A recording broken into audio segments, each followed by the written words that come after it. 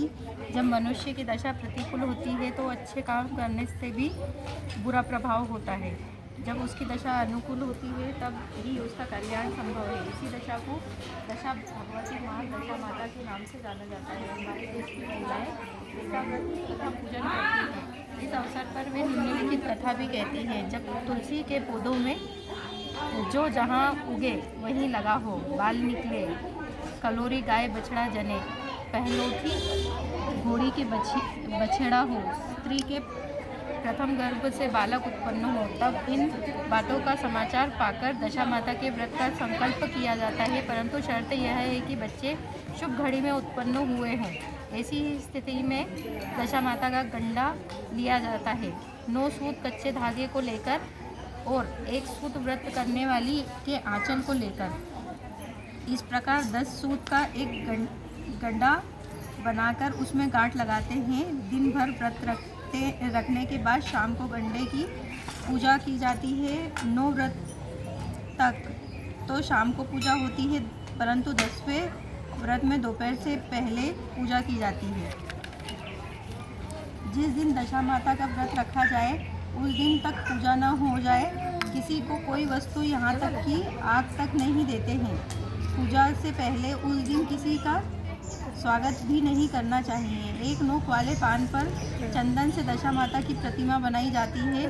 पृथ्वी को लीपकर चौक तोड़कर उस पर पटरा रखते हैं। पटरे पर पान को रखते हैं। पान के ऊपर गंडे को दूध से भिगोकर रख देते हैं। हल्दी पुष्प और अक्षत से गंडे की पूजा की जाती है और घी गुड़ बताशा आदि का भोग लगता है।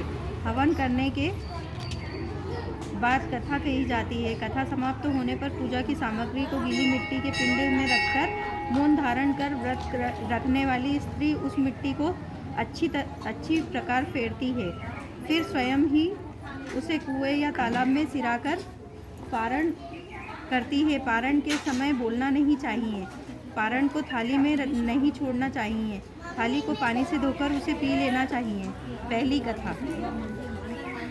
एक राजा था, उसकी 2 रानियां थी। ज्येष्ठ रानी को संतान नहीं थी। छोटी रानी के पुत्र था। राजा छोटी रानी और राजकुमार को बहुत प्यार करता था। बड़ी रानी छोटी रानी से ईर्ष्या करने लगी। बड़ी रानी सोतिया डाह के कारण राजकुमार के प्राण हर लेना चाहती थी। एक दिन राजकुमार खेलता खेलता बड़ी रानी के चौक में चला गया। बड़ी रानी ने राजकुमार के गले में एक काला सांप डाल दिया। छोटी रानी राजकुमार की माता दशा माता का व्रत रखा करती थी। राजकुमार दशा माता का ही दिया हुआ था। दशा माता की कृपा से राजकुमार के गले का सांप आप ही सरक कर चला गया।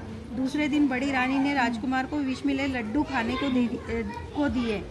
राजकुमार जैसे ही लड्डू खाने को हुआ तो दशा माता ने दासी का रूप धारण कर उसके हाथ से लड्डू छीन लिए।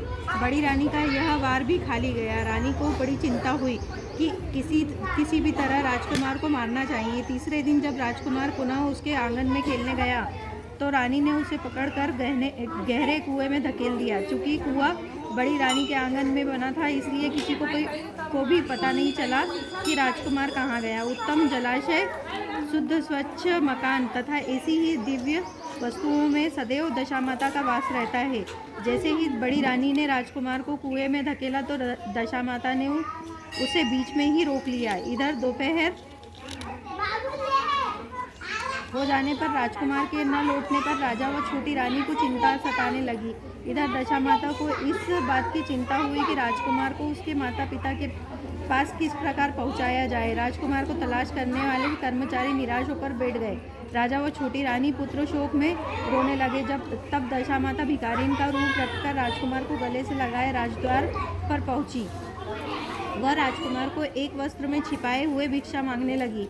सिपाहियों ने उसे दुत्कार कर कहा, तुझे भिक्षा की पड़ी है और यहाँ राजकुमार खो गया है। सब लोग दुख और चिंता से व्याकुल हो रहे हैं। इस प्रकार दशा माता बोली, भाइयों, पुण्य का प्रभाव बड़ा विचित्र होता है। यदि मुझे भिक्षा मिल जाए तो संभव है कि खोया हुआ राजकुमार तुम लोगों को मिल जाए। यह कहकर वह देहरी के भीतर पैर रखने लगी। सिपाहियों ने उन्हें आगे बढ़ने से रोका। उसी दिन दशा माता ने बालक का पैर वस्त्र से बाहर कर दिया। सिपाहियों ने समझा कि कुंवर उसके हाथों में है, इसलिए उसे अंदर जाने दिया। दशा माता कुंवर के लिए भीतर चली गई। उन्होंने राजकुमार को चौक में छोड़ दिया और वापस चल दी। परंतु रानी ने दशा माता रूपी भिखारन को देख लिया था। उसने कहा कि खड़ी रहे, तू कौन है? तूने 3 दिन से मेरे बेटे को छिपा कर रखा था, तूने ऐसा क्यों किया? तुझे मेरे प्रश्न का उत्तर देना पड़ेगा। दशा माता उसी क्षण ठहर गई।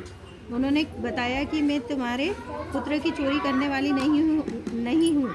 मैं तो तेरी आराध्या देवी दशा माता हूँ। मैं तुझे सचेत करने आई हूँ कि तेरी सोच तुझसे ईर्ष्या द्वेष रखती है। वह तेरे पुत्र के प्राण हर लेना चाहती है। एक बार उसने तेरे पुत्र के गले में काला सांप डाला था, जिसे मैंने भगाया था। दूसरी बार उसने इसे विष के लड्डू खाने को दिए थे, जिन्हें मैंने उसके हाथ से छीन लिया था।